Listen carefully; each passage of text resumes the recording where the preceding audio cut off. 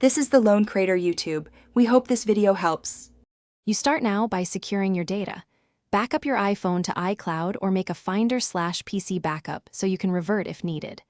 Once done, sign into your Apple ID with two-factor authentication active because beta access requires it.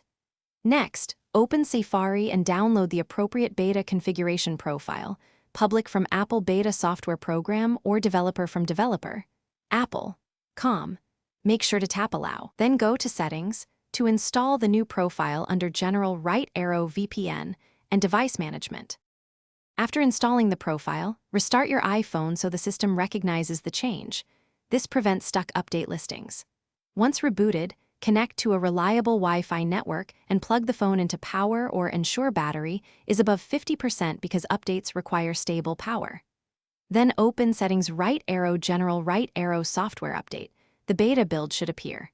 Tap Download and install, follow prompts, and expect multiple reboots. If you chose the developer route, confirm your developer account is active to see. When installation finishes, walk through the initial setup and verify major apps and services function as expected.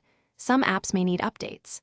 Make sure to report bugs through the Feedback app. Apple relies on your reports to improve releases.